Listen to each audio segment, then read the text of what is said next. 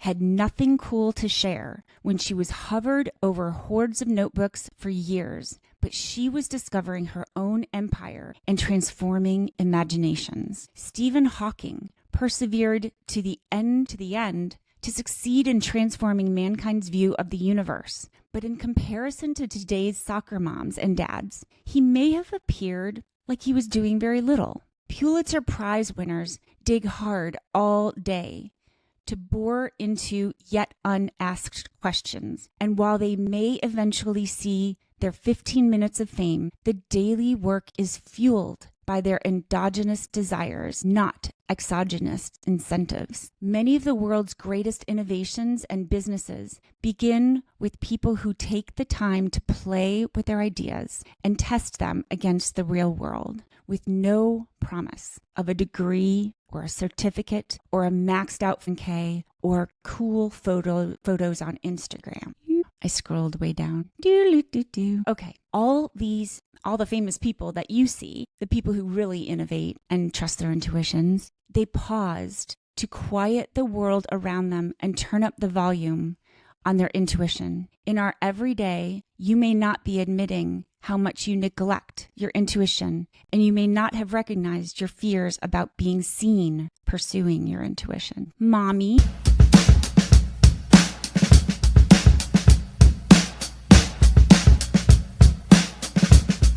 You can achieve that big goal that's in the back of your head, and I've got the path to get there, and it's not that hard. But here's the trick. To get from here to there and unlock the alternate ending to your life, you've got to go through the pain cave. Join me on this journey to unlock the alternate ending to your life, and you can join me through the pain cave today. One of the blogs that I've written in Kindedge.com talks about the pain cave, and we're going to have a little story time today, and just go ahead and read it. I might do a little commentary, but as I'm one of those people that's always multitasking and listening to podcasts and audio, I wanted to share this because it's one of the cornerstone pieces of Kindedge.com. With Kindedge.com, we're taking that craving, that dream, that goal, that desire that you envision in the back of your head, but that isn't happening today in real life. And if you've noticed in the world that pandemics and dangerous events and weather events will continually steal the minutes in your life, just along with all of the other hijackers of your time in your life, it doesn't make sense to wait around. It doesn't make sense to wait for retirement. It doesn't make sense to wait for January 1st. There is no day in the future that's going to be easier or better than taking action today to do the thing you imagine. If it's running a marathon, if it's joining a club, if it's starting a charity, if it's changing your job, if it's getting rid of somebody difficult and toxic in your life, if it's moving to another part of the world, today is the day. And here's the deal. I'm always trying to decode what invisible barriers might be holding me back.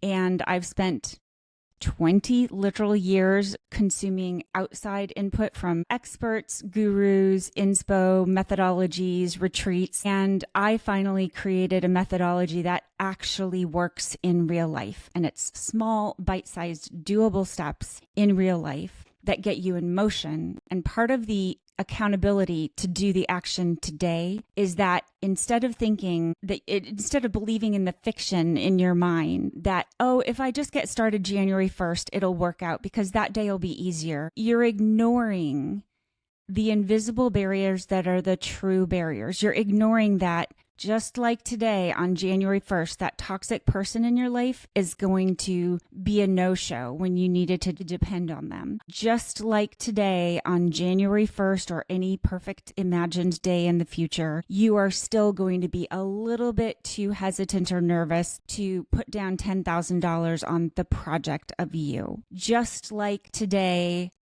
and when you get to January 1st or that fictional imagined perfect day in the future, you are going to have the same level of anxiety or hesitance to ask for something, to push for something, to own something, to change something, to get rid of something. And so if you're not testing that wiring inside of you today, the imagined perfect day in the future is not ever going to be better. And you will remain frozen, and your dreams and your purpose and your secret sauce and the gifts you were meant to leave here on earth will remain unpacked until your death. And that would be a tragedy, because you've got something special inside of you that should be expressed and shown in real life. So join me on this little story time journey to the pain cave. Welcome to the pain cave. I'm just reading from my blog on kindedge.com. Your long lost intuition awaits deep within the pain cave. Welcome to the pain cave. Ultramarathon champion Courtney Dauwalter speaks of what she calls the pain cave. It is a mental device she uses to persevere through grueling days and nights, covering hundreds of miles through rough terrain, to eventually and often come out a winner. Unlike attitudes espoused by beast mode style gyms that tap into an aversive pressure, be that a trainer yelling, a competitive peer group peering, or an all visible win-lose scoreboard shaming, Courtney's pain cave, in contrast, is her familiar friend. 50 or 75 miles into a 250 plus mile run, each of the trillions of mitochondria that power Courtney's body are tapped out. Under such extreme stress, they begin to call upon unusual means of extracting stores of energy from deep within the tissues of the human body. Our bodies don't like to do this and will resist. The human mind will attempt every possible trick or hack to convince the body to stop running. The mind will disguise excuses as logical. It will signal excruciating pain in muscles, tendons, bones, joints, the skin, and the lungs to convince a determined runner to stop.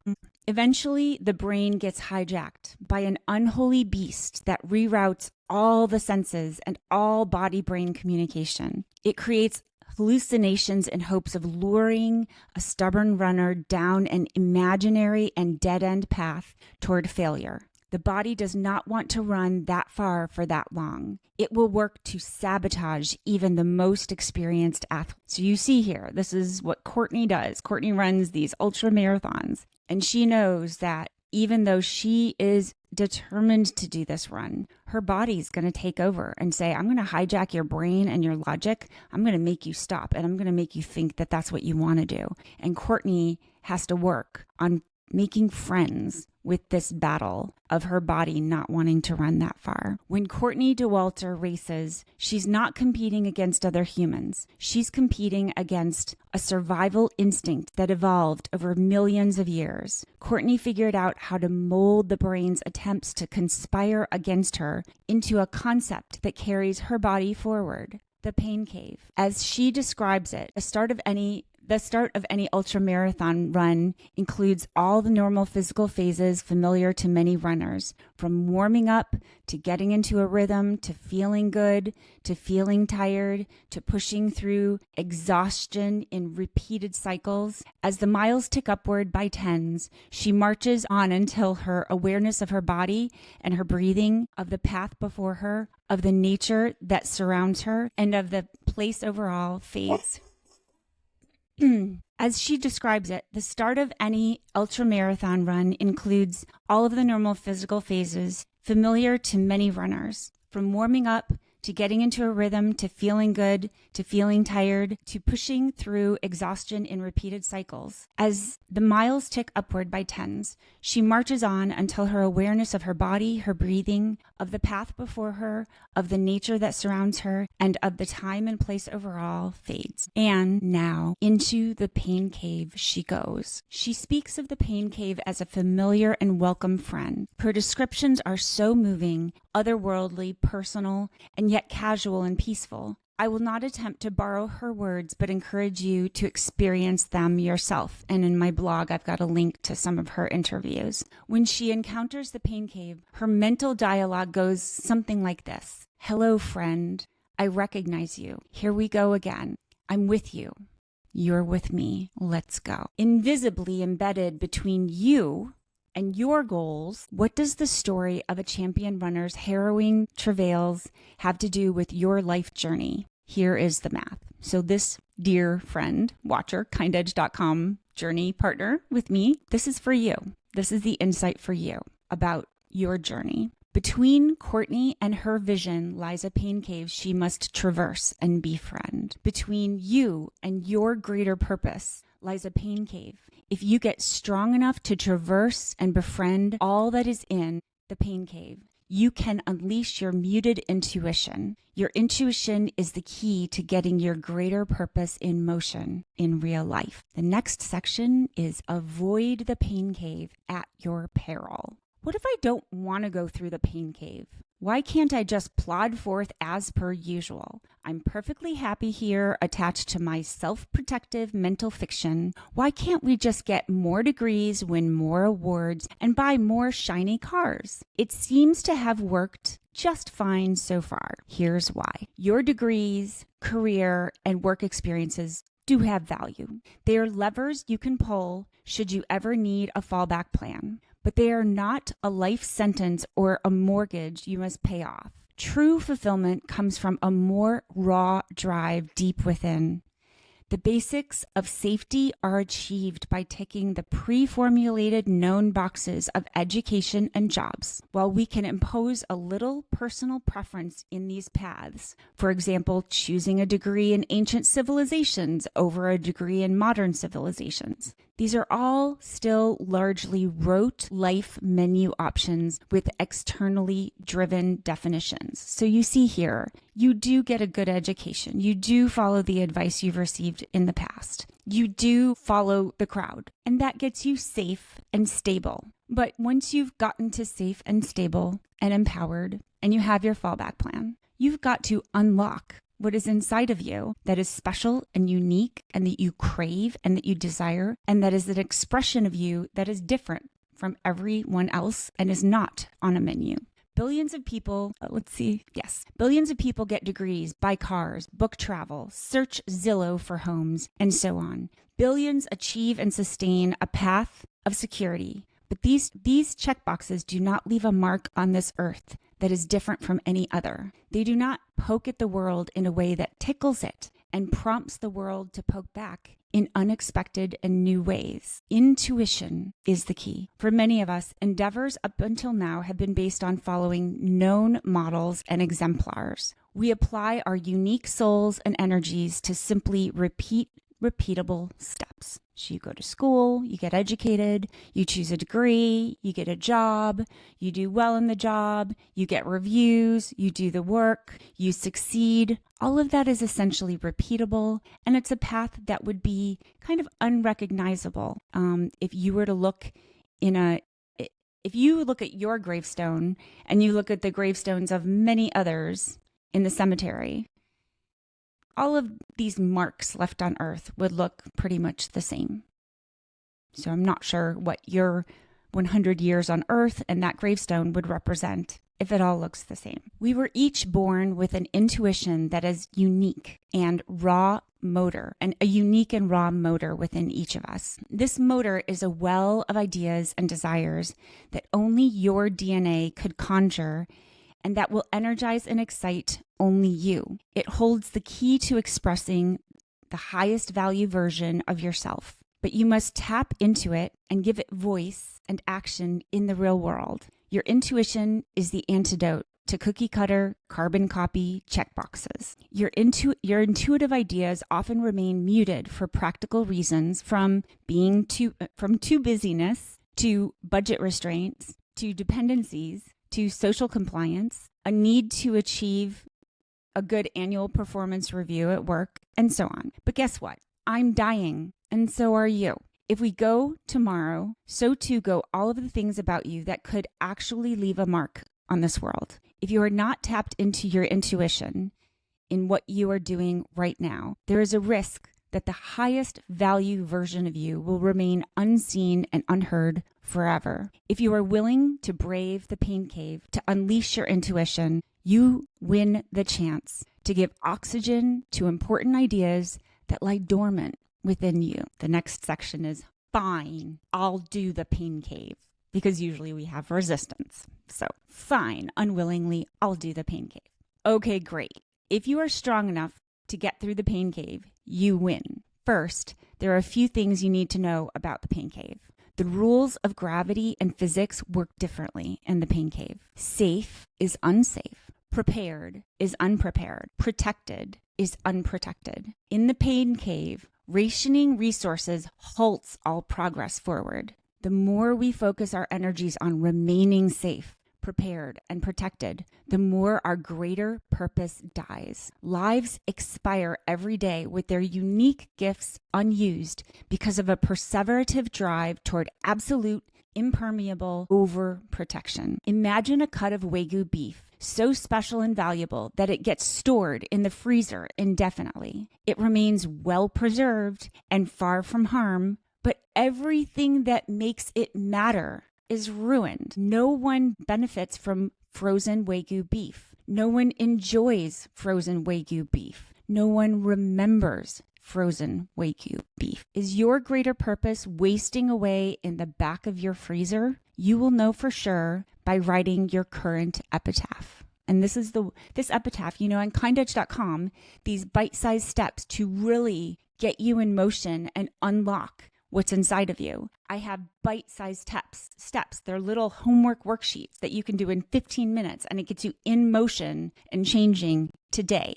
And so this epitaph exercise is one of the kindedge.com steps, the very early phase 1. So maintaining reasonable ownership over your life is a good thing. But if your current path has no risk, no uncertainty, and is trailblazing no new paths, you may be wasting something brilliant inside of you. So let's write your epitaph today. Kindedge.com houses the methodology I built to implement big life changes in small steps that are achievable within a busy life. One of the first direction-setting activities I created requires that you write your current epitaph and then rewrite it in a way that gives voice to your intuition. If your current epitaph looks like everyone else's, your quiet intuition may need you to give it a bigger voice. A bigger, messier, more unique story needs to be told when you die. If your epitaph reads,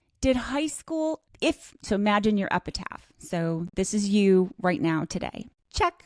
Did high school sports and joined clubs. Check. Picked a degree off the degree menu. Check. Built career around supporting the brand and profits of other companies, people, or organizations. Check. Avoided looking stupid by doing what I was told, thusly avoiding risk of blame when failure might arise. Check. Checked the boxes of paradigms familiar to all. Marriage, kids, and kitchen remodels, vacations, watched inspiring TED Talks, and carefully added a few new goals each year while never putting too much time or money into just one goal, just to be safe. Check. Placed some big ideas on a future maybe list because they seemed so slow, deep, and messy that I got tired of telling people what I was working on because it was a long game thing and there were no cool social media photos or validations of success that I could show people. Check. Prioritized my schedule around accepting every barbecue invitation rather than going deep on something big and unique because it seemed too quirky. It just sounds silly to tell people I can't go to your party because I'm working on kind of an idea I have. If your draft epitaph contains any of these elements, you might be primed for some big life change. Dust off that feeling in your gut and follow the ideation daisy chains that make you giggle and zing. And I've got a little bit more about kindedge.com here. So this is just an aside. My kindedge.com methodology for making big change is designed to hurdle human fear and paralysis by breaking life transformation into the smallest, safest, simplest steps possible. The Kindedge process avoids leaping across a huge abyss of risk and isolation, and instead it offers clearly defined steps that interlink to form a safe bridge across the abyss. So the project of you doing what matters now, today, getting it in motion to unlock the alternate ending to your life. What if I could... ... Think about anyone in history whose work or ideas you admire. Once in a known history, mind-blowing epitaphs are written when individuals just like you give credence to their intuition. In their most creative and trailblazing modes, these past people had no validation of their future success. Their pursuits were unrecognizable to the outside world. Their days were a string of solo deep dives, or a series of failed attempts, or a mishmash of explorative but mostly fruitless meetings. These people were imbalanced when it came to maintaining a pleasing cadence of cookouts and social media-worthy parties. But they were feasting on a cornucopia of ideas generated by their intuition. J.K. Rowling had nothing cool to share when she was hovered over hordes of notebooks for years, but she was discovering her own empire and transforming imaginations. Stephen Hawking persevered to the end to succeed in transforming mankind's view of the universe. But in comparison to today's soccer moms and dads, he may have appeared like he was doing very little. Pulitzer Prize winners dig hard all day to bore into yet unasked questions. And while they may eventually see their 15 minutes of fame, the daily work is fueled by their endogenous desires, not exogenous incentives. Many of the world's greatest innovations and businesses begin with people who take the time to play with their ideas and test them against the real world, with no promise of a degree or a certificate or a maxed out 10K or cool photos on Instagram. I scrolled way down.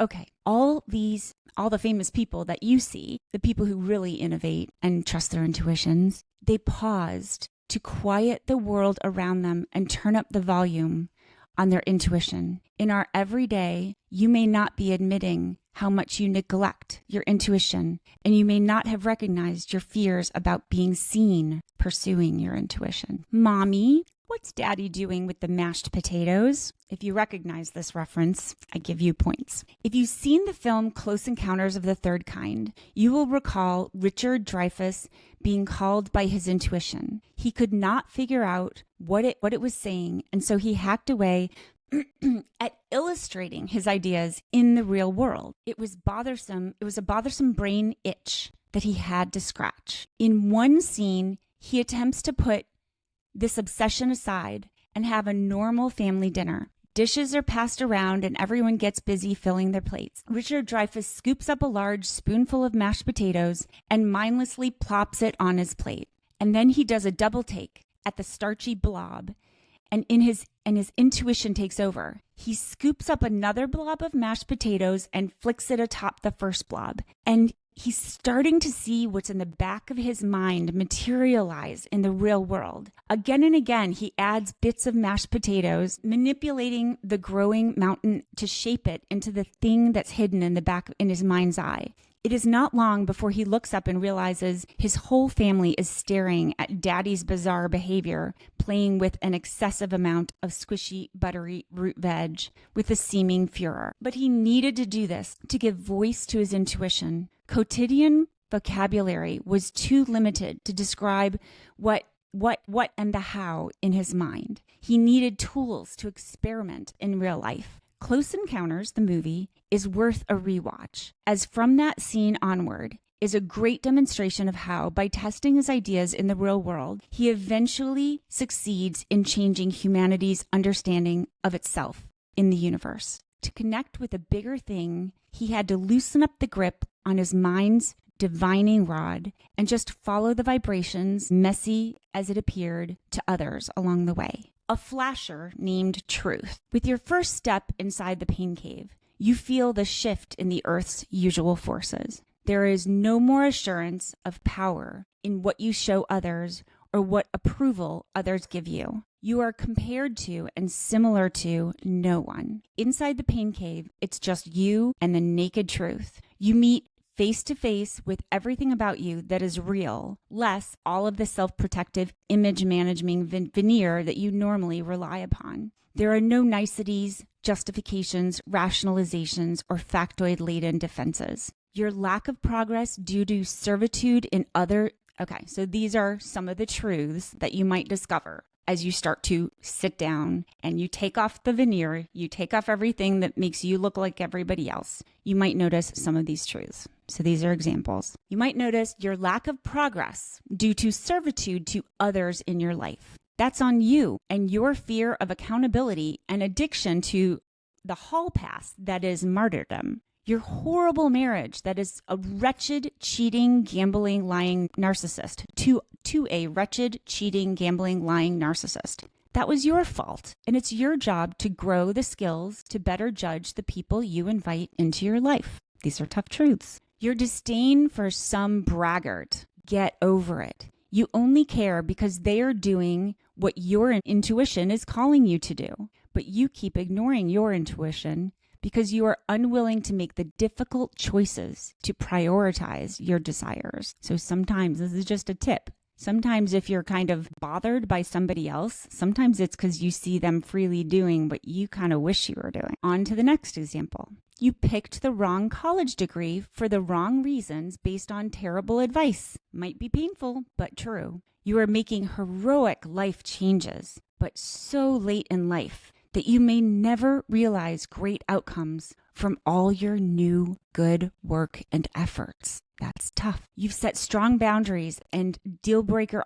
ultimatums with difficult people around you, but they keep mowing down your fences because you let them. They've never seen you uphold your boundaries with real consequences, and you're losing confidence that you ever will. You want to be ballsy and initiate action, but fear being visible, trying and failing and trying again. You are stuck in the idea that brave heroes always win. You're not sure your ego can handle being the brave hero who does not. It is painful to unmount your protective pride and walk humbly down an unpaved road. Do you see what Kindedge is about now?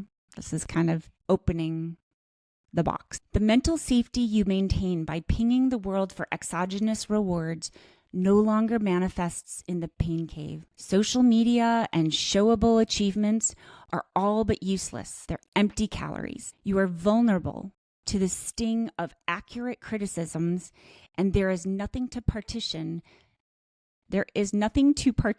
separate parts of you. Behaviors that belie your affiliations and professed opinions are blatantly in view. Yes, it sounds painful, but this is where the gold is buried. If you can sit in this new mindset for a while, you'll begin to hear your intuition. Away from the deafening din of comparison, your more purposeful ideas, playful inclinations, and wild solutions to gnawing problems become audible. Next section. A paved path with experiments. I said that backwards. A path paved with experiments. In the pain cave, you grow stronger by facing the truth unarmed. You move forward by taking action on your raw intuition whenever it speaks. You've dismissed it for so long, you barely trust its voice. To make progress toward the other end of the pain cave, you must hear your intuition and take action on it in real life. Every step on the path through the pain cave is paved by an experiment that you must conduct. The only way to fail is to remain so safe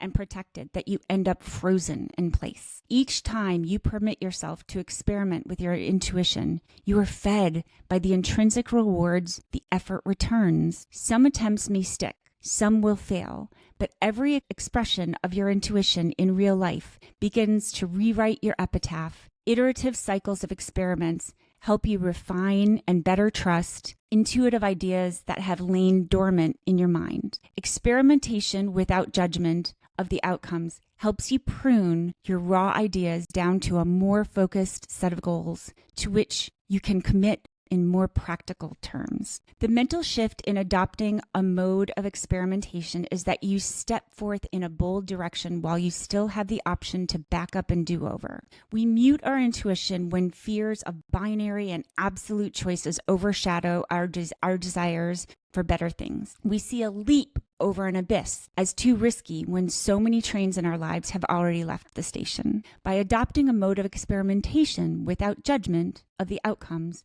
we are able to be bold and to look stupid and to welcome the world's feedback, good or bad, as just data that further informs our intuition. I envision stepping away from the need to control an idea and force it down a path to success. Instead, we can get comfortable with a continual game of throwing balls out at the world and giggling when an idea blows up in our faces, or noting when an experiment seems to stick. This opens the door to watershed moments of discovery, from dang, evidently that is not the way to pitch this idea, to wow, who knew there was a market for this quirky thing that's been fermenting in my head? In addition, I'm giving myself, do you see, this is what it's about. This is why I'm doing this passion project, is I'm getting chills because I know there are people out there with this stuff in them. And this is how you get the stuff out. In addition to experimenting with big life goals as part of my Kindedge work on myself, I spent years in a mode of experimentation with every single aspect of my life. And I call this Kindedge 360. I experimented with the arc in my day, from when I wake up to what I eat, to lighting, to how I stack work tasks, be that with small staccato work sessions to big time block deep dive sessions. In every area of my life, I gathered input from experts and then played and reflected with no judgment. And you can read about Infinite Self-Kaizen on kindedge.com. Infinite Self-Kaizen is part of that process of testing, trialing, no judgment, keep what works, throw out what doesn't. I identified cases wherein my work product increased not based on more time investment, but by compiling the perfect formula to get my brain's neurotransmitters in a self-driven flow. I identified the order of operations for my day that results in the whole outcome being greater than the sum of its parts. I identified when I'm a creative powerhouse and when I'm an operational pencil pusher. And I now tap into these differing modes at the right times for me. And as an aside, I've talked about this before on kindedge.com, but I literally have identified different versions of myself. There's a creative, productive, open door version of myself, and I give that the right place and the right time. And then I literally create task lists for the kind of like rule follower. And when I get into like the late afternoon, like just tell me what to do, I have created a rote list of things to do that need to get done. And that's the perfect time because the earlier version of me didn't want to handle those things. So I just quickly write it down and make those lists. And then I aggregate and bulk all of these into my little, just tell me what to do, click this, fill that out, And I do this and I just aggregate these different versions of me into the deep dive, heavy dig, you can hear my writing. I'm very like meticulous about my writing. So that's it's a different mode from let's get this software set up and let's do this filing for taxes and that kind of thing. And I both of them are different versions of me, and I aggregate them and I get twice as much done in both halves of the day or work sessions. This works. It's good. And it's fun. So I'll just kind of fast forward here. You can read about the growth game I devised called Experimentos, which gets you comfortable with simply tossing out balls at the world just to see how they bounce back, to gaining learning without judgment. And then you iron out a modifiable protocol of daily inputs that result in your most sustainable, enjoyable, so enjoyable is kind, and productive edge days. This is the do what works in real life of you. Read about your daily arc here. So in the backdrop of this is all of this is the foundation for what the big thing you want to do. You want to start a business. You want to start a divorce. You want to climb a mountain. You want to become an athlete if you're not an athlete, or you want to become a musical artist if you're not a musical artist. You're getting something in motion. But all of these foundational pieces help you wrangle what you have, which is time and energy. It helps you turn that into a machine that will get your one goal going because you've fortified all of the elements of the foundation. And the elements in kindedge.com you can read about are the key foundational parts of Kindedge 360 is body, mind, soul, and systems. An attorney friend of mine realized after decades of frenzied, all-consuming trial work and business travel that he was envisioning himself on a sailboat traveling from the U.S. to Europe. This dream had gnawed at him for decades, leaving him frustrated at the end of each day that he just wasn't there yet. But if he just gets through this next trial, ... he wanted to be a sailor. He wanted to sail across the ocean. And somehow he was trying to achieve that goal by simply finishing this trial and finishing that trial, because he was born an attorney. He started out an attorney and he kept being an attorney. But the dark abyss that lay between his life of always on call duty to his law firm and the dream of untethered solo exploration over big waters was too daunting, too deep, and held far too binary choices for him. So attorney, sailor, how do you get from here to there? He finally committed himself to bringing this inspiration out in the real world. His first, albeit impulsive, experiment was to buy a motorboat and get basic captain's training. He enthusiastically dove into his endeavor, and once he got into a steady state mode wherein he could take the boat out each weekend, he stopped using the boat. His college kids' lives had him flying out of state frequently to see their athletic competitions, and demand at his law firm never let up. Weekend work powwows remained de rigueur. And then he bought books on sailing and took an introductory online class to learn the basics of sailing a ship. By the end of the course, he found the protocols of sailing to be drudgery. When he was at work dreaming of sailing, he never craved more rules, more rigors, more protocols. He craved freedom, visual stimuli, and the unknown elements that come with travel to new places. These various experiments began to make him think his dream of sailing was actually unfit for his life, his family, and his wiring. He tried to wash away the thought of sailing and sold his motorboat. But one day, chatting at a pub, he mentioned his silly dream of sailing. His buddy told him about the local sailing marina's crew club. The crew club was a network of people who don't own or captain sailboats, but who are willing to volunteer to be crew on the boats of marina members for a day or multi-day excursions. The attorney joined the crew club, and his life was forever changed. Anytime his schedule allowed, he'd volunteer as crew on a sailboat and enjoy all the freedom and elements of his sailing dream, camaraderie, exploration, and more, with none of the limiting factors of owning a boat or being responsible for navigating and captaining. So you see, by getting something in motion in a given day, today, this guy realized he wasn't missing out on a dream of sailing, because that was going to require a lot more rules and protocols. And he was dreaming of getting away from all those rules and protocols. And by getting it in motion and testing it in real life, he became this part of a crew. He became part of a sailing crew.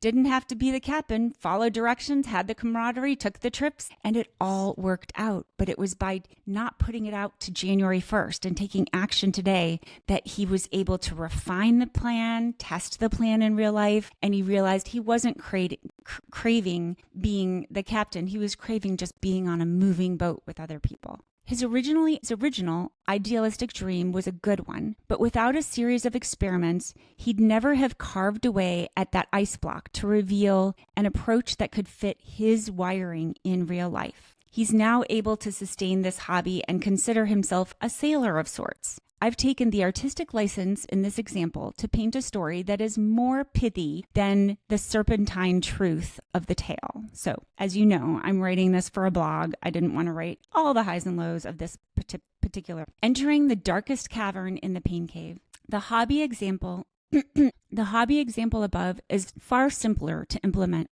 than the big life or career changes that come with difficult choices. The stakes are higher in big life changes. It takes more time and soul searching because along with adding something new comes difficult choices and the likelihood that those choices will disappoint others, change our standards of living or lifestyles, and otherwise put dents in our current norms. These difficult choices will often abut the expectations of others and perhaps cause some friction. Transformational change includes being visible to others making messes. You are making messes, and that's going to be visible to the outside world.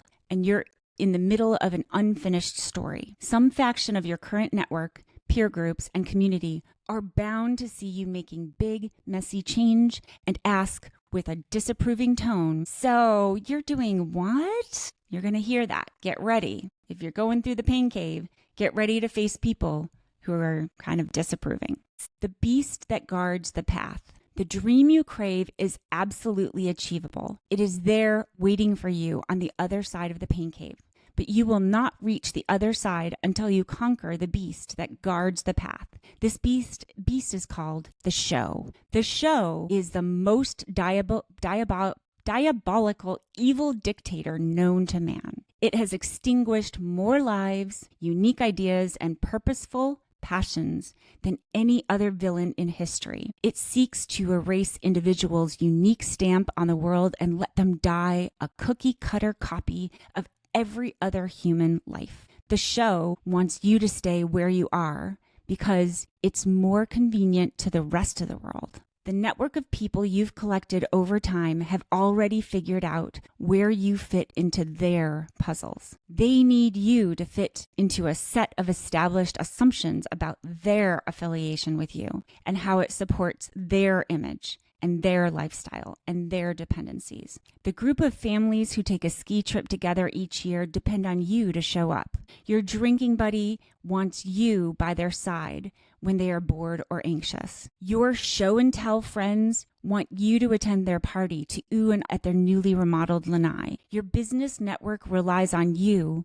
to maintain a strong network of top execs so they can call on you for connections. The Vegas trip crew needs you to be the out-of-control guy who raises the bar and throws money at a penthouse suite and passes out in a bush because without that story, their actual dearth of of looks or game would be too much for them to face. Through your networks and communities, you have established a certain identity. There is an expectation that you'll continue the ski trips, you'll continue growing a prime business network in a given industry, and you'll participate in a reciprocal exchange of giving approval when you or others want to hear some oohs and ahs on whatever their latest step up in life may be. This is all normal and fine, but to make big change, we must recognize there will be pain when we discover which of our connections are more rigidly defined than we previously believed. Some fragile connections will shatter. Next section is It's a Trap. The show is a trap for your intuition. The show seeks to keep us frozen in fear of changes to any connections, affiliations, or dependencies we've built. The show will make it appear dangerous to redefine our duties in our networks. The show will make us think that without a regular cadence of successes to broadcast, we will cease to be. The show does not want us to be visible in the middle of any messy experiments. The show hates experiments, works in progress, and stories whose endings cannot be summarized in a TikTok video. We become subconsciously dependent on the show from youth. We gain a sense of safety and protection based on cues like social approval, that we receive through academic achievements, sports wins, comments on appearance, or acquisition of material things. In Darwinian fashion, we We built a reputation that attracted a certain segment of the population. And we then need to maintain that reputation in order to thrive in the community and culture we built. Our primal brains connect social kudos with safety. We grow to believe that continually fortifying our existing image and affiliations is the path to maintaining our source of safety. If we are seen as the academic scholar, we tend to prize and not be willing to give up that part of our reputation. After decades of building connections to a given community, if we suddenly change our image by living, working, thinking, or speaking differently, we risk being abandoned by our tribe and having to start all over at zero to rebuild a community that is the new right fit. And that might be, so this is an aside, which is the truth of big life changes. You might need to rebuild everything around you to prevent yourself from being pulled away from your big dream and your big goal and your higher purpose and your secret sauce. The show shapeshifts to fit into your fears. One man's version of the show is getting fired from a technology company for the 8th time in a decade, yet insisting it was perfect timing because he was thinking about taking that leap anyhow. The show is also found in him doubling down on interviews to earn yet another job in the same role at the same type of company where he'll eventually fail again after another 6 or 12-month stint. Financial advisors are flies on the wall watching as a family drains their assets and feverishly robs Peter to pay Paul, while in contrast, they buy flights and hotel rooms for their annual multi-family Breckenridge ski trip. It is the show that drives this family to do these incongruous acts. They are choosing to be controlled by the show by avoiding the questions they'd have to answer if they were to tell their friends they were not going on the ski trip this year to save money. So people will sometimes just uphold this outside show and put pressure and stress on their inner budgets, right? Forcing yourself to go on the annual ski trip. But if one year your budget is under pressure, take that pressure off and do something different. But many people are not willing to be visible socially, making a change. The show is a guy who turns down his most thrilling dream career opportunity because it would require him to edit his prized LinkedIn profile from his title of Global VP. So he remains in his miserable job armed in his meaningless LinkedIn profile until he dies at 62. From 6 feet under, he hears a wise worm whisper in his ear. No one cared what your LinkedIn profile title was, but you. You should have just done you. When we double down on the show to maintain normalcy amidst disruptive life events, awkwardly clinging to our past image, we ignore our intuition and we overlook the opportunity to welcome a new way of living. Big external life events are, in fact, gifts. They wonderfully loosen the screws of our plans and open up uncharted white space. And I wrote this blog years ago. So what's funny is I've had a lot of big life events what I wrote is true because I've still had things happen since. So if we can sit with the problem and not the solution, our intuition can finally speak. This is the truth we see when we get strong enough to really sit with the problem. If I change my career, I will look like a failure. That's the truth. That's the painful truth. Sit with that. If I take a risk, I'd have to choose between my nice cars and my kids' private schools, and either way, it would be embarrassing. That's the painful truth. I have to confront that some of my friends and community might judge me based on my career title or income, and I'd have to admit I selected them knowing that they were that way because I might be that way too, right? You might be judgy and elitist, and if you suddenly decide not to be that way, it's hard to face because it's as much shame on them as shame on you. I am not confident that my second career would be an immediate success. I might have to lean on people or ask for help and feel a bit less powerful. That is the painful truth. And here's truth-filled doozy you might recognize.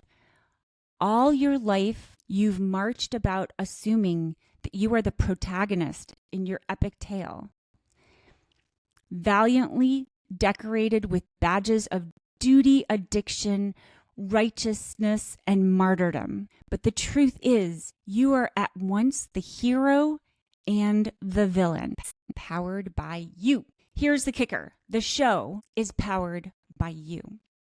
The silver lining, you can defeat it. The show is normal, but not unique. Even the best of humans have limited bandwidths and imaginations. Social media, by its nature, showcases outcomes, photo finishes, and documentable successes. Subsisting on external rewards, even if unintentionally so, is dangerous. When you seek any sort of external validation, you are being led crumb by crumb, like Hansel and Gretel, to a dead-end destination. People who give you validation may not have the capacity to appreciate or applaud your fuzzier, messier journeys. If you fall prey to the need for any sort of thumbs up from the outside, you will derail your greater journey, as it may produce little fodder for show and tell for a very long time. You hold the power to disarm the show and get your intuition in motion to enjoy a fundamentally freer, more purpose-driven future.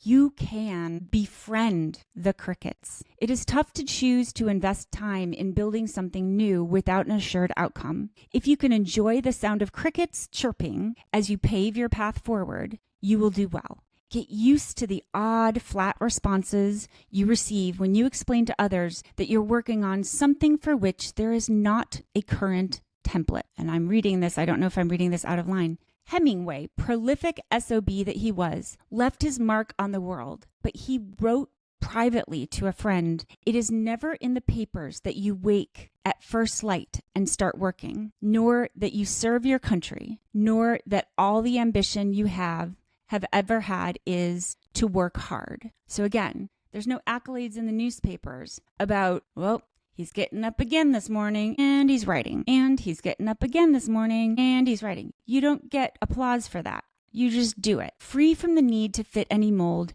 you will forge a path that welcomes discovery, deep dives, and creativity. Your heart and soul will be sustainably nourished by the process rather than the punctuation marks. You can face the truth. Tap into tools that help you take stock of greater truth in your life. Friends, therapy, journey map exercises, storytelling, and more, all things that I offer in kindedge.com, are all resources. So I don't offer therapy. I'm not a therapist, but I offer tools that are tiny little bite-sized tools that get you a little bit in motion today, are all resources for embracing your raw truth and feeling less threatened by it.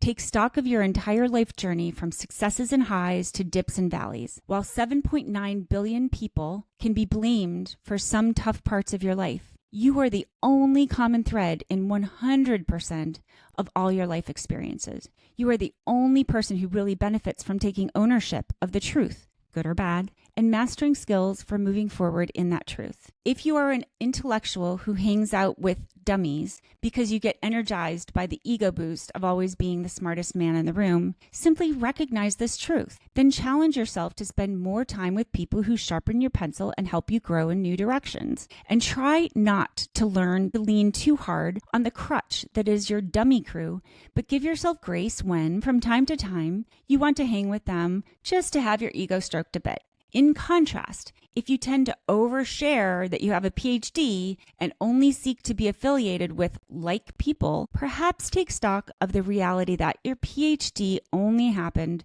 because you rode the coattails of a research partner who dragged your lazy butt through your thesis. Then maybe take a few humble pills and commit to loosening up your social interactions, regardless of how it makes you look. And I mentioned there's a link here to the Kind Reframe on kindedge.com and the 360-degree closet clean out that tells about conscious curation of everything in your life. Okay, onward. You can strengthen your muscle for change. If messy, embarrassing change makes you wince and recoil, leaving you clinging to loaded excuses, you are giving power to the show. I had perceived myself to be a master of change as my career was built on change management. But when I looked objectively at my true passions and goals, I realized I was strangely busy but frozen. Something was holding me back, and that something was me. I could create an Excel spreadsheet project planned with dates and action steps well defined, but progress always halted when I dropped my plans to accommodate some chaos around me. Despite decades of addressing this chaos head on, I was blindly supporting a flavor of the show by continuing to catch every vase when it was tossed, preventing it from shattering on the ground. Because I was stuck believing a few things in my life were too precious to break, I only succeeded at chaos containment. I was failing at everything that my intuition wanted for me. So I think you can understand this metaphor here, which is if there's something that I hold too precious and just wouldn't have the heart to let something fall apart, somebody else can cause chaos in my life and trouble and really bad things. And I would drop all of my goals and say, oh, I'll just go handle that. I'll solve that. I'll take care of you for that. Find a solution to that. I'll catch this face. I'll catch that face, because I wouldn't want to have any of these precious faces in my world break. And that was me. That was on me. I had not dealt with the truth of holding certain things too precious and not being willing to just kind of ruthlessly love myself and the gifts that I was meant to give here on earth, and be so ruthless as to just stand back and let somebody else destroy their lives and put some dents in mine too. But I've got a book written about that, to be continued. The ugly truth I saw inside the pain cave, my pain cave, was that strong, organized, proactive, solution-minded me would need to let some of those faces shatter. I previously believed I had gone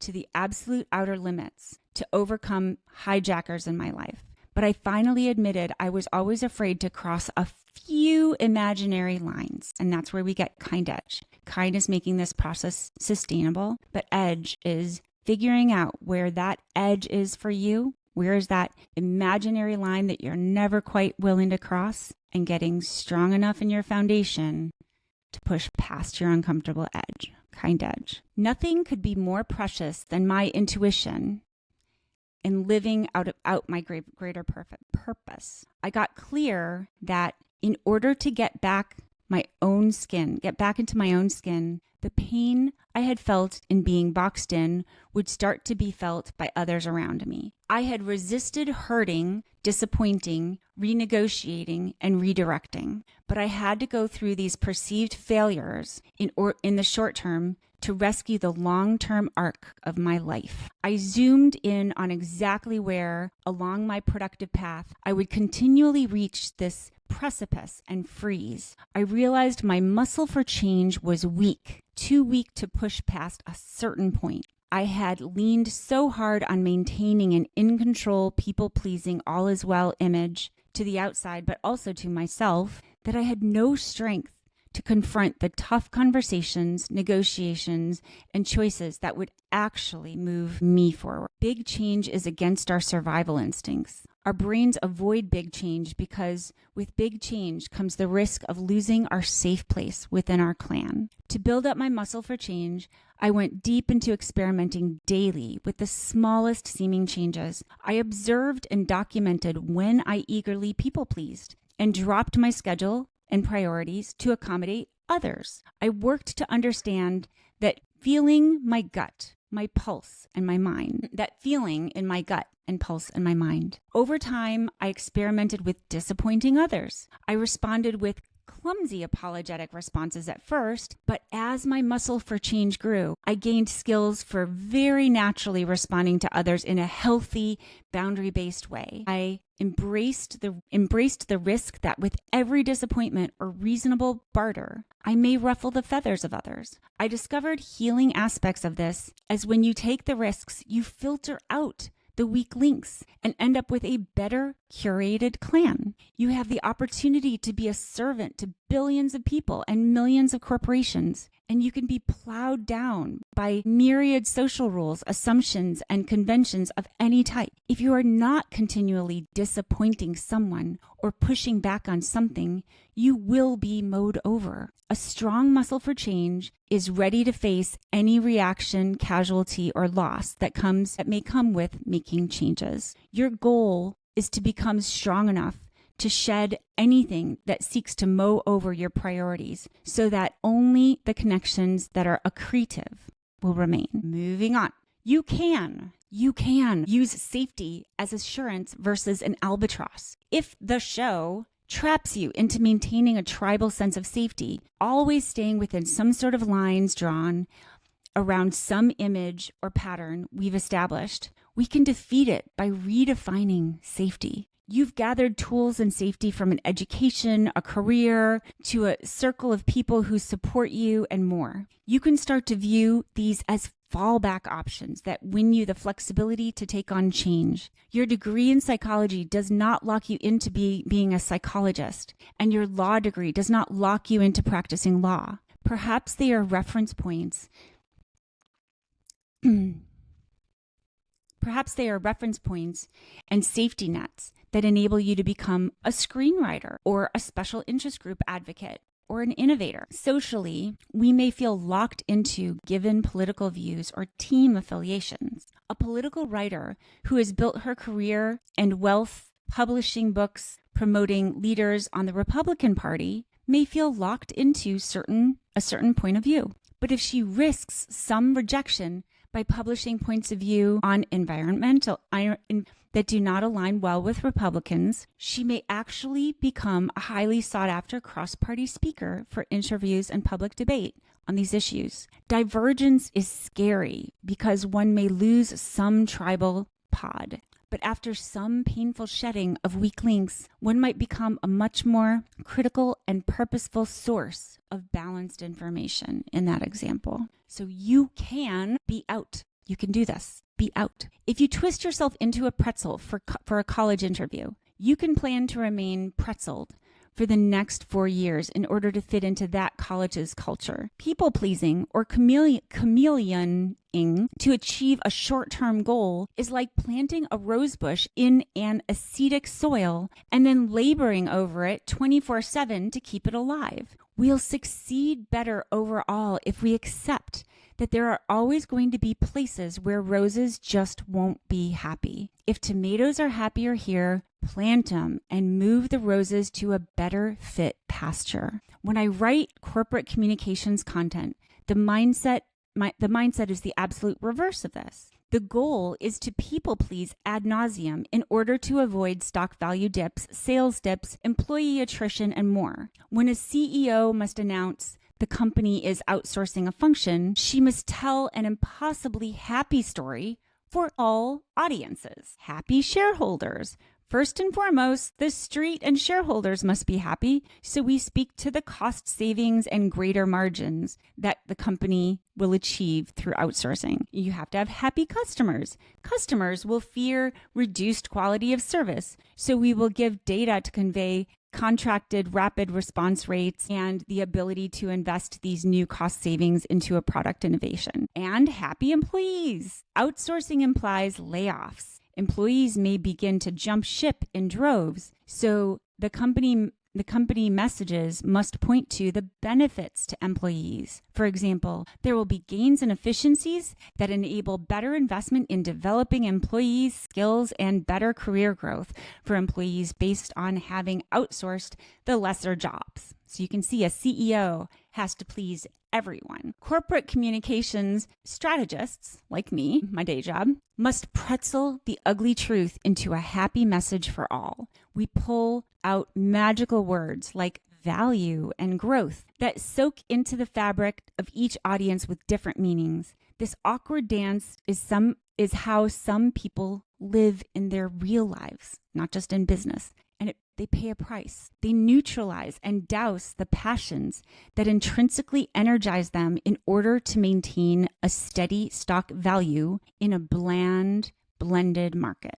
But struggling to maintain a large mass of thin, untested relationships is a lossy investment. Shoehorning your words and works into an unfit culture only leads to painful blisters. To get in flow and move forward, to get inflow and move toward your intuitive passions, you must let go of actively managing perceptions. What you lose on the fringe pales in comparison to what you gain on your native path. Recently, a fella I've known loosely over a few decades commented on one of my social media posts. Ooh, I can't remember this. I'll have to see what I wrote here. I've known this guy as a friend of distant relatives. I think I remember this. While I've probably attended 10 or more weddings or gatherings at which he was present. Oh, I remember this. We've had almost no one. Okay, so this is a guy on the internet that I kind of barely know through friends of friends. We had no serious exchanges. He just knew me through friends of friends, through friends of family, whatever. So this guy sees one of my social media posts and comments publicly. I'm going to call him Kevin. By the way, I wrote in the blog his misspelling. I literally used his words, but he misspelled, which is pretty funny. It kind of shows he probably didn't know what he was talking about. But Kevin says, that doesn't ring of a typical Mary Sue stance. Me. It's my point of view. It's my point of view of my point of view. Oh, is my point of view of my point of view incorrect? It is literally a statement of what I think. What part of me is too confused to know what I myself think? The girl part? Other part? Kevin. Not at all a gender thing, more a political stance-based one. Me. Thanks, Kev. Anyone who perceives that they can control others' thoughts should get used to disappointment. So grateful for our freedom. Happy Thanksgiving. So essentially what we're saying is this is an example of the mindset you might need to have with certain people, which is somebody randomly decided, I think because of his political point of view, that if he barely knew me, but knew me, and that we were friends of friends through family, that he was assuming that I would always speak in a certain way politically. And so he posted publicly like, that doesn't sound like Mary Sue's stance, and I am Mary Sue. And I was like, what do you mean that doesn't sound like me? I literally just typed it. Like, that's literally my point of view. And he was kind of insisting publicly, like, that's not you. You can see these pressures, and this will happen with family, this will happen with business, this will happen over these. Yeah, you said that, or you're trying to do that, or you're doing this, or you're starting this new project, but that's not you. And people will do that continually. It's mind-blowing. And this guy was just a dude that I really didn't care about. But imagine if it's a loved one, a family member, an employer, the person that writes your paycheck. Think about that. It's a tough pressure, and that's where you go in the pain cave. We live in a world wherein we are seen by many, and that many has the option to ascribe qualities to us based purely upon our affiliation with one clan. We certainly can choose to remain neutral to all and be a thought leader in nothing. Millions die with that as their legacy. Fruit flies and termites do it every day. When we poke our heads out of the ground, we grow, we build stronger connections, and we begin to express our unique aspects of our being that can help or inspire or bring joy to others. Social shaming is designed to nudge others back into a certain box. It does not feel good, but it is a tactic. It is not the truth. And if you care about your life, it is not the way. And so again, social shaming, those little comments people make. What I have noticed is not only are they very, very concerned about keeping you in a box, but it is often their fear and discomfort. They want to pull you back in, and they are envisioning themselves changing, and their fears are being expressed on you.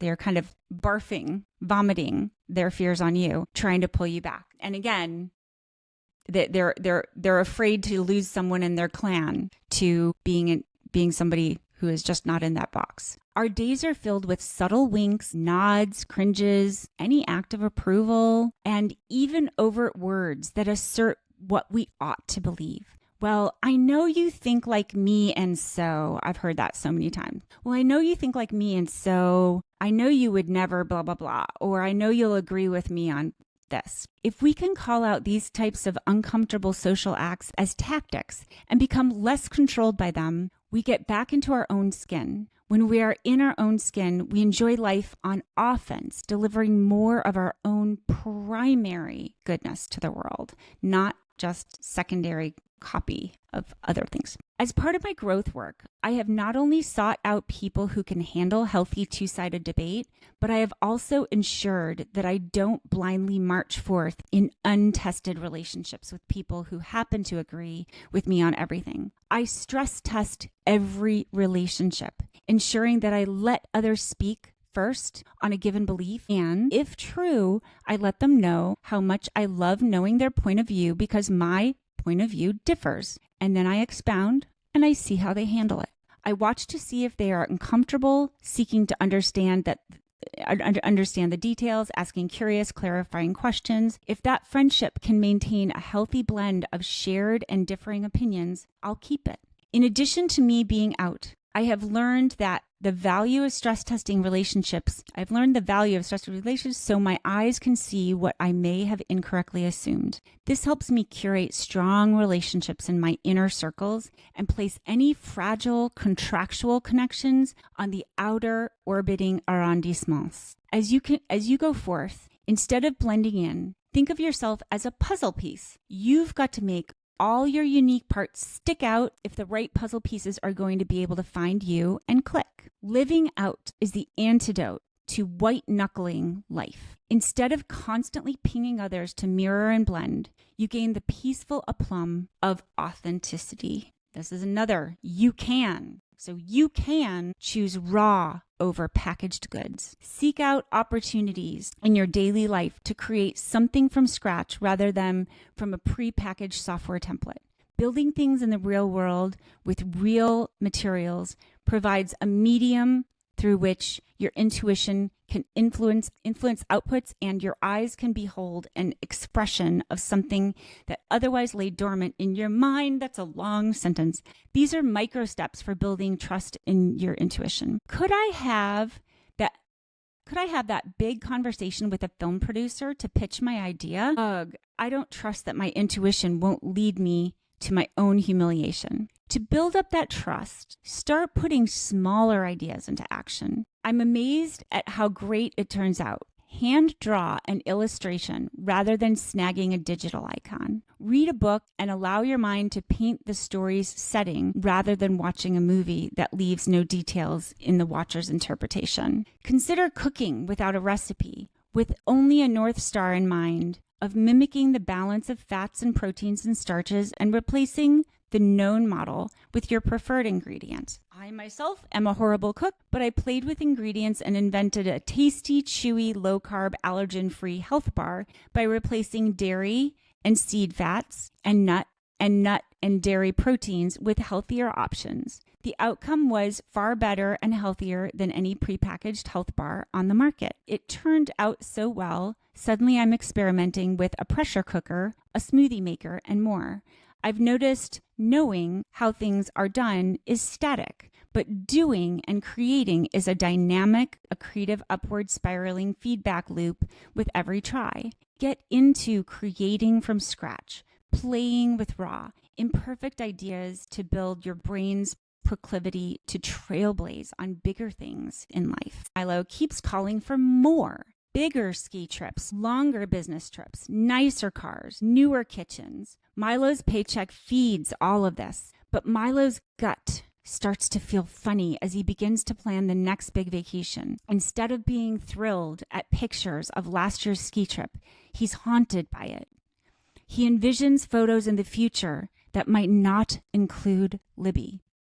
I'm going to make myself cry.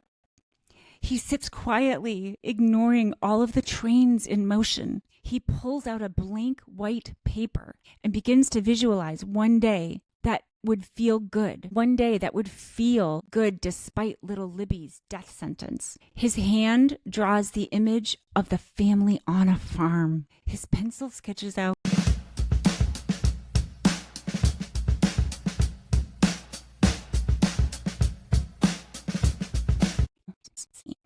you can expose all the truths in one fell swoop. This is a good experiment as part of Kindedge.com. Think about creating space in your life by living on cash. This is the hardcore get-her-done shortcut to slay every truth, from the truths about silent agreements in your marriage, to the truth about your emotional hooks on image, to the truth about what your intuition is calling you to do. Few are willing to go all the way, but it is absolutely the fast path that rips off all band-aids quickly and spits you out on the other side of the pain cave.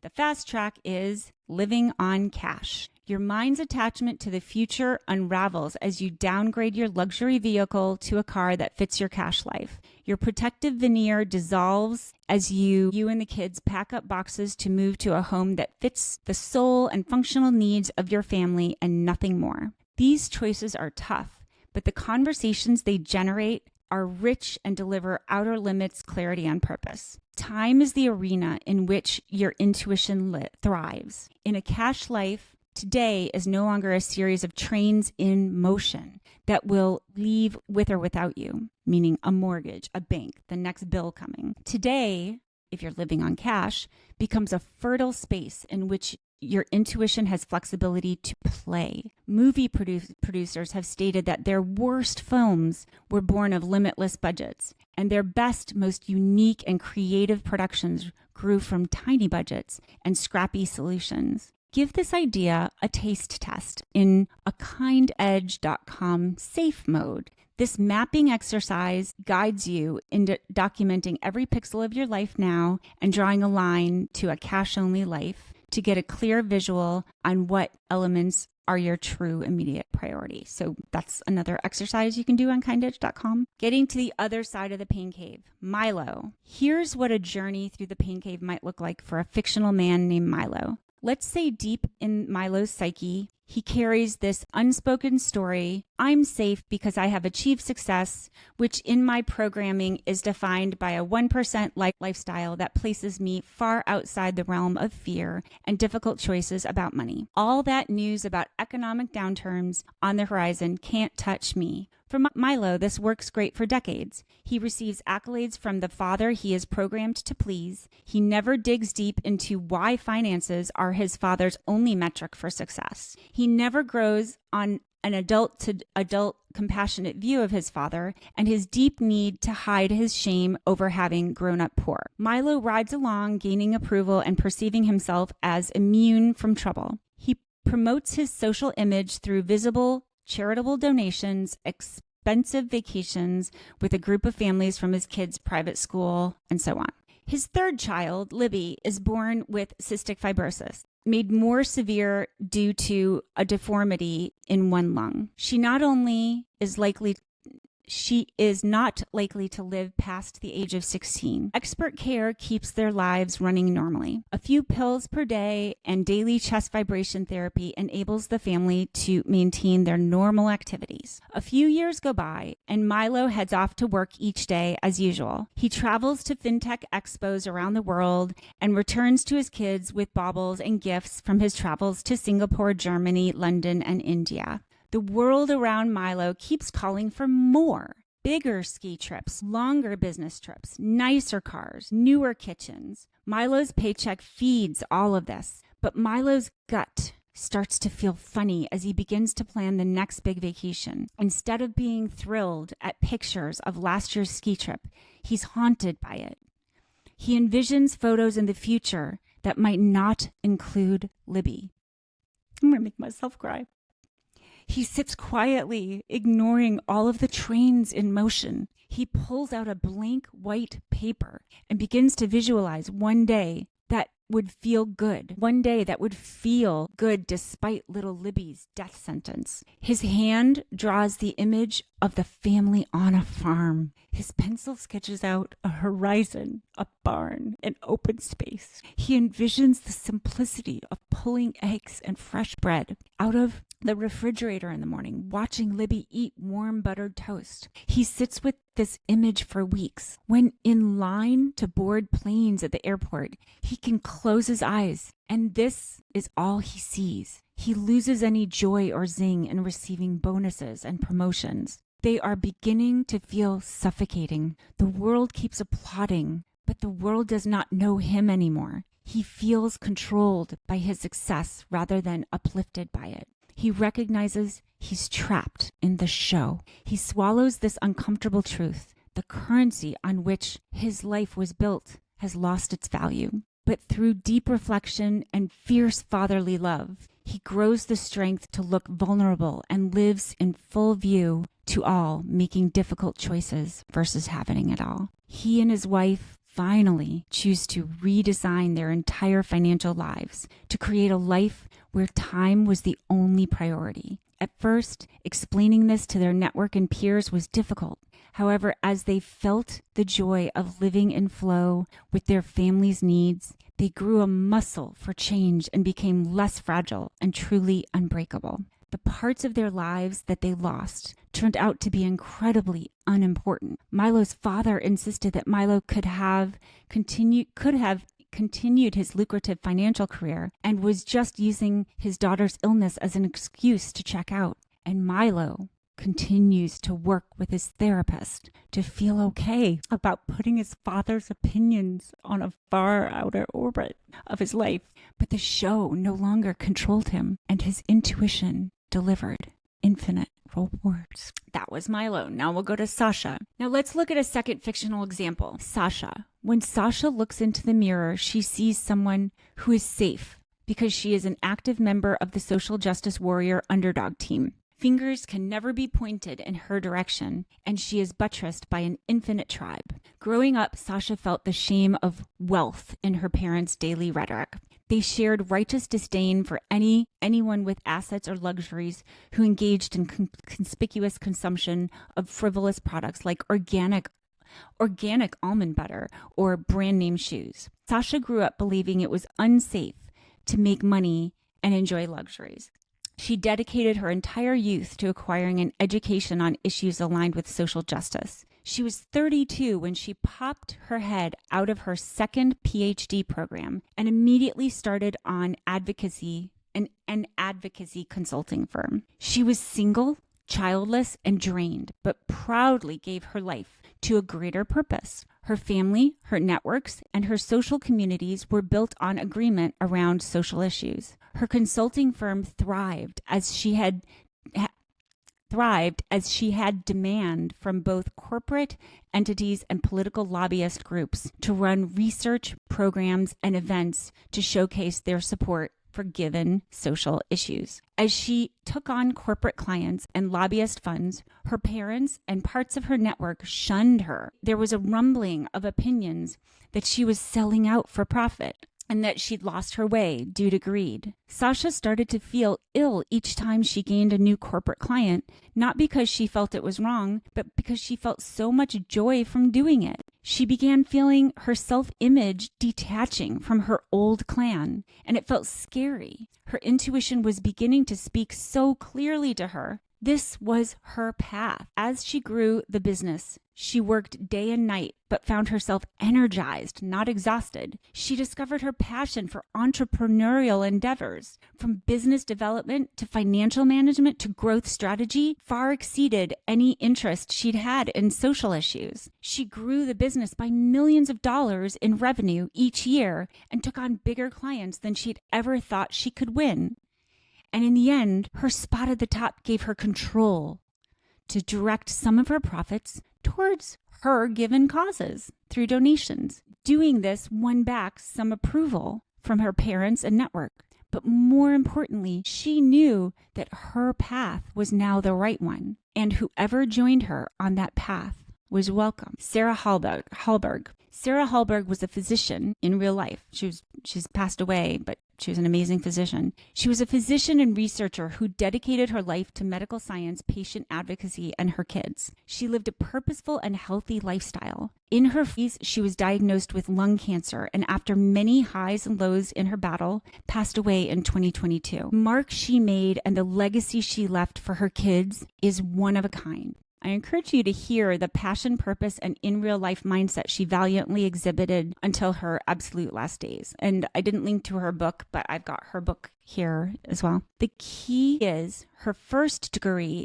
and career were in fitness. It was only when her intuition called her to be a voice amongst doctors and PhD researchers who were blind to her insights that she pivoted, that she finally pivoted. She followed her intuition and pursued a medical degree. Through her research, patient work, leadership on boards, and TED Talks, she influenced doctors, patients, and the medical field at large. She moved humanity forward on a metabolic health, and her kids attested to their pride in her purposeful life. That is the power of tapping into your intuition. That is being prepared to die. Staying out the other side of the pain cave, there is a counterintuitive aspect to finding your way out of the pain cave.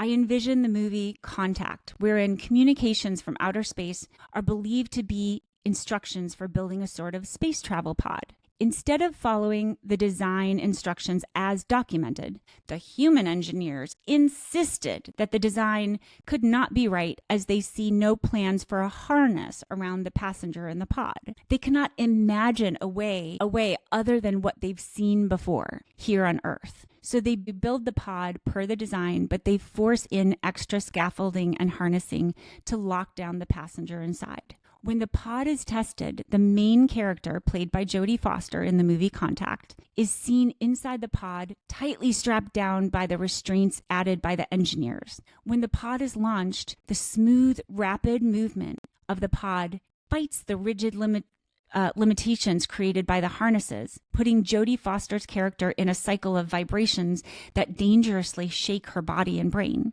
Foster taps into her intuition and realizes the original plans had been right. The human added harnesses were fighting the alien's far more elegant design. She realizes the clips of the harnesses and she releases the clips of the harnesses and is then able to float freely in the center of the pod, feeling calm and nearly motionless while the pod takes the impacts of the travel at high speed. The lesson: if we can stop harnessing ourselves to absolute safety and let go of an immediate show of material or external success, we get in flow toward our purpose. Even big life events, including disease, divorce, pandemics, layoffs, recessions, and deaths, become freeing opportunities when you are not moored to rigid structures. If we can loosen our grip on absolutes and experiment with what feels right, we find we have the tools to build a better fit path forward. What we discover on the other side of the pain cave: you in flow with your intuition. The woo-woo sound of this belies its actual effectiveness in real life. The Navy SEALs call upon a phrase that was born from the sailing culture: slow is smooth and smooth is fast. Setting an entire week's focus on one thing sounds impossibly slow when there are hundreds of line items on the project plan, but the deep dive on the one thing will somehow accelerate what gets done in each hour, and it will get done in what gets done. Real life learnings will shed many of the other minutiae. Why am I saying that funny? Minutiae. There is a further science about the brain, specifically regarding increased blood flow in the posterior cingulate cortex, which plays a role in internal behavior change and rapid connectivity of many other. To tap into the posterior cingulate cortex in the brain, we must quite literally turn off the focus on achievement of known processes and tasks. It is a fundamentally different mode that produces a fundamentally greater product. Let's see what I've got an aside here. I'm going to try to save. The level of research I did on my Kindedge.com steps is deeper than most people are keen to go. In my years of testing the most effective practices, this is just a sidebar, practices in corporate communities, I'm just going to skip that.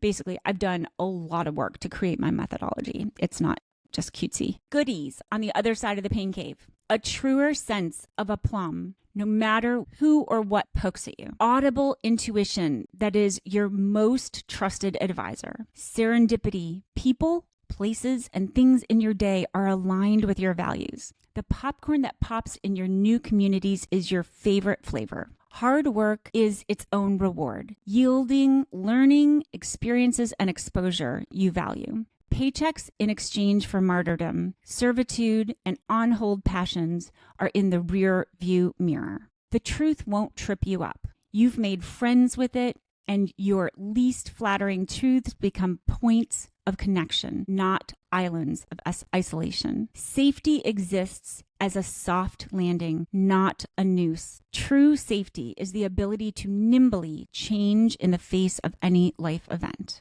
You see here, we're not clinging to things, we're nimble. In his early school years, Richard Branson was socially unsafe. He was labeled a lesser student, a dyslexic.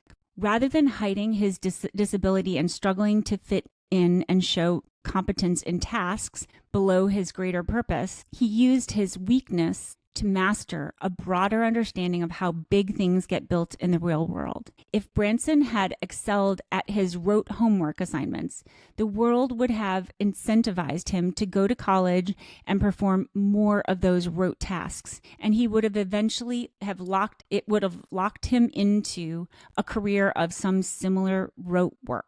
Instead, he embraced his weaknesses and used them to tap into far more transformational learning. He went from seeing the path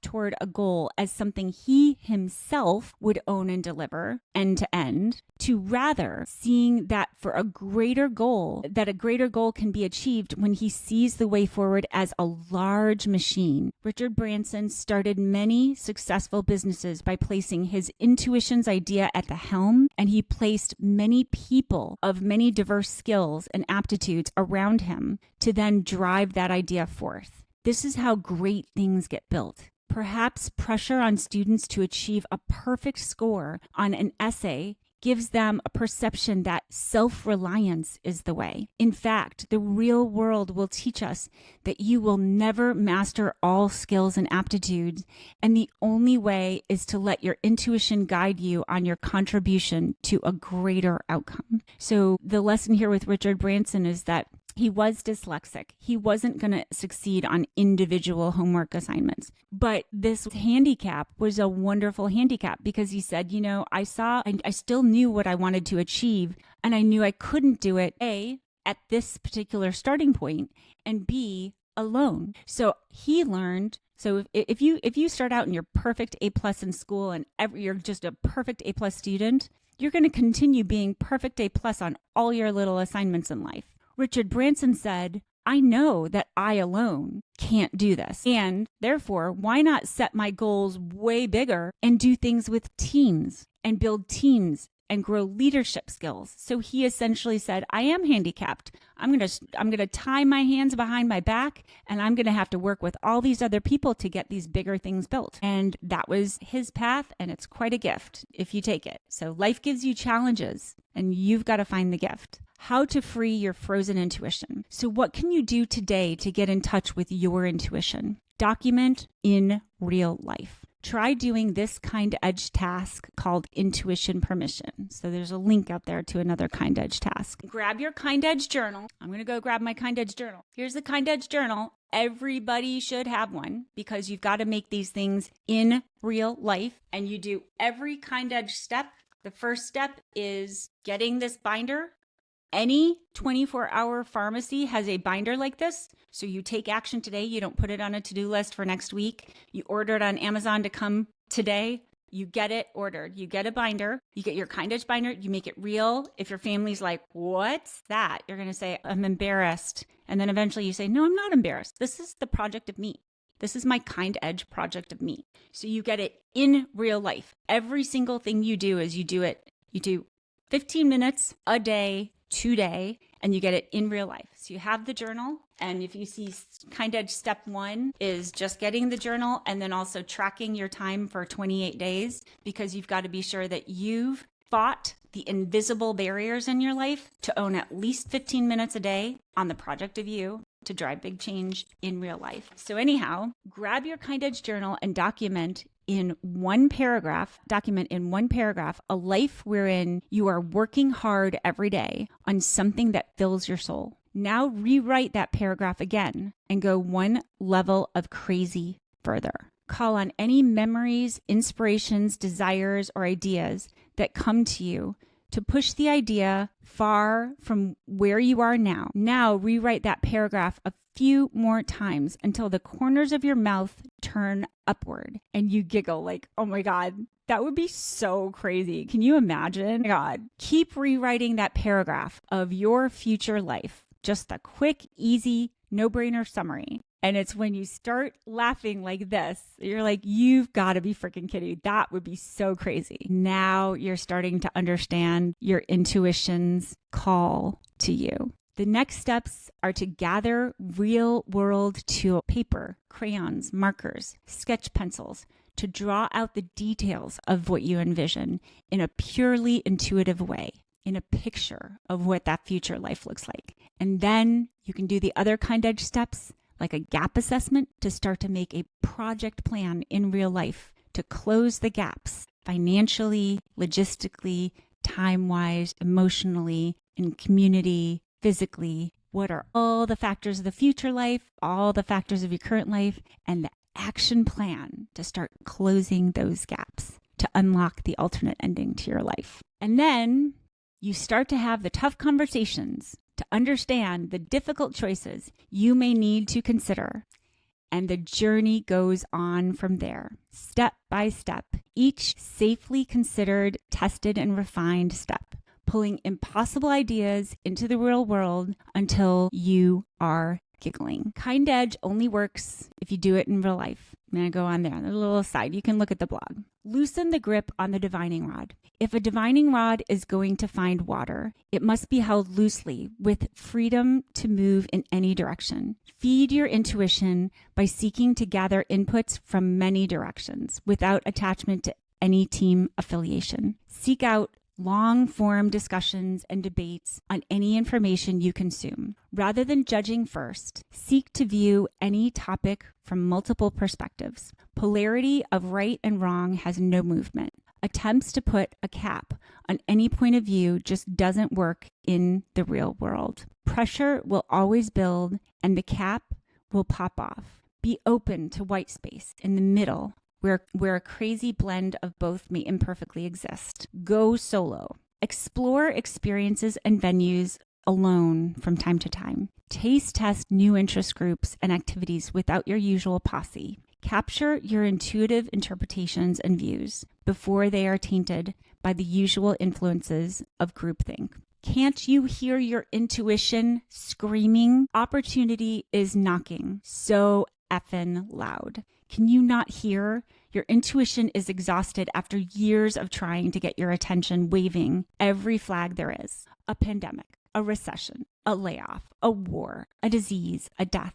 In my own little local world, in the time I've written this article, I've attended the funeral of a youth, supported a friend through spinal surgery, learned of another's terminal diagnosis, and more. And by the way, since this blog was written, much more has happened. And yet a friend just gave birth to a beautiful baby girl at age 50. And that little baby is now living her own countdown to leave her mark on this earth. For her, for you, for me, for everyone, the time is now. The longer you just keep doing what you're doing, the more the world finds a way to tap into you. You are no more than a Capri Sun juice pack. The world will always have more straws to poke into you and suck out your juices. You must have a clear vision and defined path if you are going to withstand the limitless number of pokey straws on earth. As Jane Goodall said in a recent talk I attended, death is easier when you know you've done your bit. Figure out your bit. And if it ever seems too hard, be thankful you're just transforming your life and not stepping out of a century run with Courtney Dauwalter. So I'm not going to run an ultra marathon, but I want you to join me on this journey. It's not going to be easy, but it's going to be fun. And it's intended to get you in motion today to unlock the alternate ending to your life. Please stay in touch and you can read all of my blogs online. And I would love to have you subscribe at kindedge.com/subscribe and here at this YouTube channel and just stay in touch. Peace.